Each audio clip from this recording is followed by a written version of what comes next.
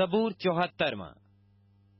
اے خدا، تو نے ہم کو ہمیشہ کے لیے کیوں ترک کر دیا؟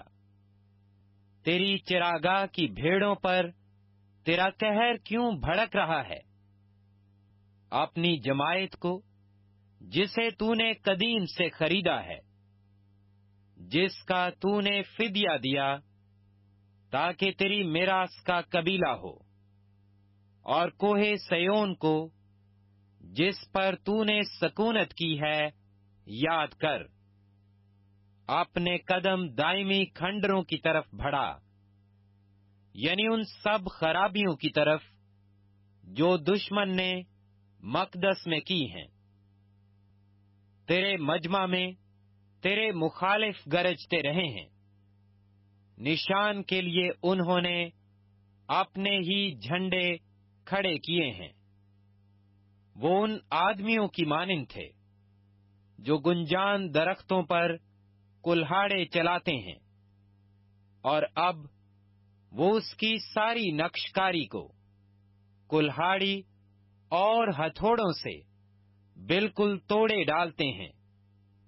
انہوں نے تیرے مقدس میں آگ لگا دی ہے، اور تیرے نام کے مسکن کو زمین تک مسمار کر کے ناپاک کیا ہے۔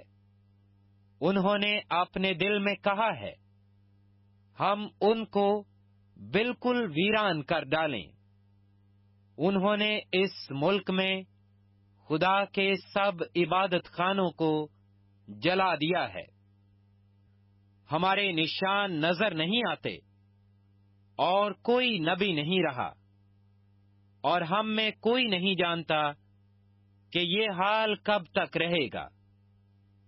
اے خدا، مخالف کب تک تانا زنی کرتا رہے گا؟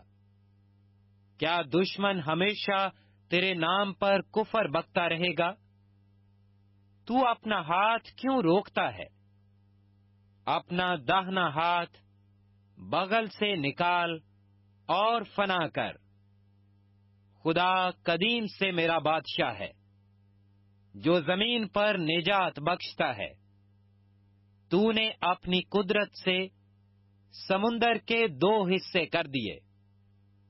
تو پانی میں اژدہاؤں کے سر کچلتا ہے۔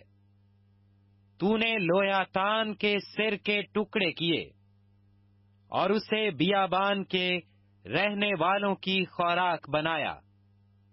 تو نے چشمے اور سیلاب جاری کیے۔ تو نے بڑے بڑے دریاؤں کو خشک کر ڈالا۔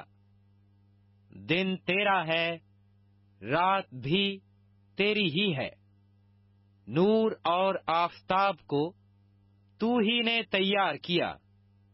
زمین کی تمام حدود تو ہی نے ٹھہرائی ہیں۔ گرمی اور سردی کے موسم تو ہی نے بنائے۔ اے خداوند، اسے یاد رکھ کہ دشمن نے تانا زنی کی ہے، اور بے وقوف قوم نے تیرے نام کی تکفیر کی ہے۔ اپنی فاختہ کی جان کو جنگلی جانور کے حوالہ نہ کر۔ اپنے غریبوں کی جان کو ہمیشہ کے لیے بھول نہ جا۔ اپنے عہد کا خیال فرما، کیونکہ زمین کے تاریک مقام ظلم کے مسکنوں سے بھرے ہیں۔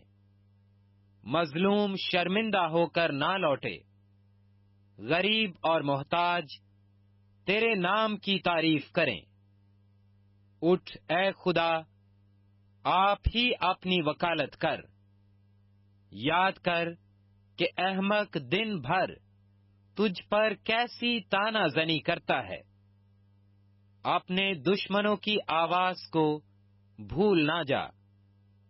تیرے مخالفوں کا ہنگامہ برپا ہوتا رہتا ہے۔